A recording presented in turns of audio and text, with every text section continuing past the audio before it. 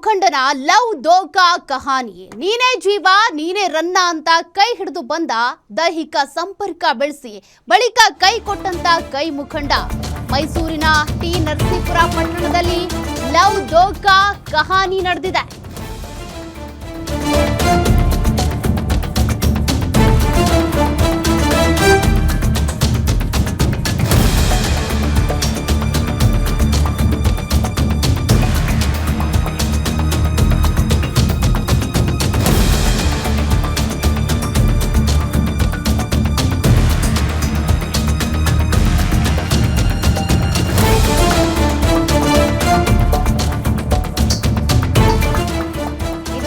ಮುಖಂಡನ love ದೋಖಾ ಕಹಾನಿ.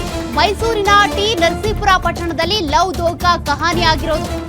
ಯುವತಿಗೆ ಮೋಸ ಮಾಡಿದಂತ ಪುರಸಭೆ ಮಾಜಿ ಅಧ್ಯಕ್ಷ ಮದನ್ ರಾಜ್ ಅಂತ.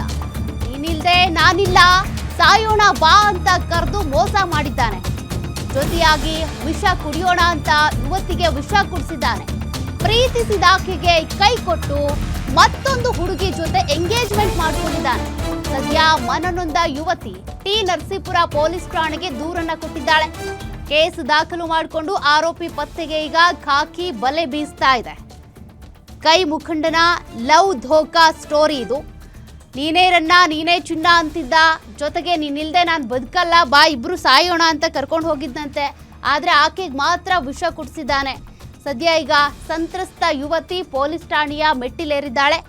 ಪೊಲೀಸರು ಈಗ ಆರೋಪಿಗಾಗಿ ಬಲೆ ಬೀಸಿದ್ದಾರೆ. ಟಿ ನರಸೀಪುರದಲ್ಲಿ ಪೊಲೀಸ್ ಠಾಣೆಯಲ್ಲಿ ಈಗ ಈ ಪ್ರಕರಣ ದಾಖಲಾಗಿದೆ. ಇದಕ್ಕೆ ಸಂಬಂಧಪಟ್ಟಂತೆ ಆರೋಪಿಯ ಹುಡುಕಾಟದಲ್ಲಿ ಈಗ ಪೊಲೀಸರು ನಿರತರಾಗಿದ್ದಾರೆ.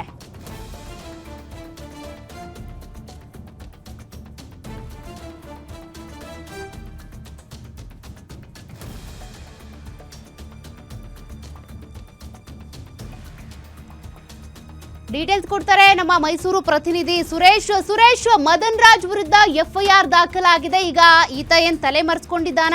ಎಷ್ಟು ದಿನಗಳ ಹಿಂದೆ ನಡೆದಂತ ಘಟನೆ ಇದು? ಸದ್ಯ ಆ ಸಂತ್ರಸ್ತ ಯುವತಿಯ ಪರಿಸ್ಥಿತಿ ಹೇಗಿದೆ? ಕಂಪ್ಲೇಂಟ್ ನಲ್ಲಿ ಏನೆಲ್ಲ ಉಲ್ಲೇಖ ಆಗಿದೆ?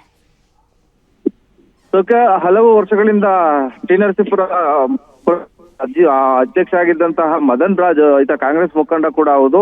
ಪ್ರೀತಿಸುವಂತೆ ಯುವತಿಯನ್ನ ದುಂಬಾಲು ಬಿದ್ದು ಯುವತಿಯ ಜೊತೆಗೆ ಪ್ರೀತಿಯಲ್ಲಿ ಬಿದ್ದಿದ್ದ. ಯುವತಿ ಈತನ ಮಾತನ್ನ ನಂಬಿ ಈತನ ನನಗೆ ಬಾಳ್ ಕೊಡ್ತಾನೆ ಅಂತೇಳಿ ಆಕೆ ಕೂಡ ನಂಬಿದ್ಲು.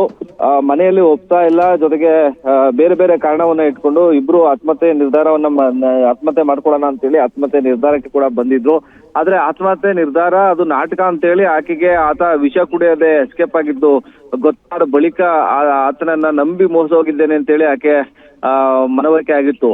ಅದಾದ ಬಳಿಕ ಈತನ ಪ್ರೀತಿಲ ಬಲೆಯಲ್ಲಿ ಬಿದ್ದಿದ್ದಂತ ಈಕೆ ಮಾತನ್ನ ನಂಬಿ ಆತನ ವಿಷವನ್ನ ಕೊಡ್ಲು. ಅದಾದ ಬಳಿಕ ಆಸ್ಪತ್ರೆಯಲ್ಲಿ ಚೇತರಿಕೆಯನ್ನ ಕೂಡ ಕಂಡಿದ್ದು. ಆದ್ರೆ ಈತ ಮಾಡಿದಂತಹ ಮಹಾನ್ ನಾಟಕದಿಂದಾಗಿ ಬೇಸತ್ತು ಇದೀಗ ಆಸ್ಪತ್ರೆಯಿಂದ ಡಿಸ್ಚಾರ್ಜ್ ಆಗಿ ಪೊಲೀಸ್ ಠಾಣೆಗೆ ದೂರನ್ನ ಕೊಟ್ಟಿದ್ದಾಳೆ. ಜೊತೆಗೆ ಈತನನ್ನ ನಂಬಿದ್ದಂತಹ ಮಹಿಳೆ ಮೋಸ ಹೋಗಿರೋದು ಗೊತ್ತಾಗಿದೆ. ಜೊತೆಗೆ ಇನ್ನೊಂದು ಯುವತಿಯ ಜೊತೆಗೆ ಎಂಗೇಜ್ಮೆಂಟ್ ಮಾಡ್ಕೊಂಡಿರೋದು ಕೂಡ ಬೆಳಕಿಗೆ ಬಂದಿದೆ. ಹೀಗಾಗಿ ಆತ ನಾಪತ್ತೆ ಆಗಿದ್ದಾನೆ. ಆತನನ್ನ ಪೊಲೀಸ್ ಠಾಣೆಗೆ ಕರೆಸಿ ವಿಚಾರಣೆ ಮಾಡಿ ನ್ಯಾಯವನ್ನ ಕೊಡಿಸಿ ಆಕೆ ದೂರಲ್ಲಿ ಉಲ್ಲೇಖವನ್ನ ಮಾಡಿದ್ದಾಳೆ. Okay, thank you Suresh ಡೀಟೇಲ್ಸ್ಗೆ.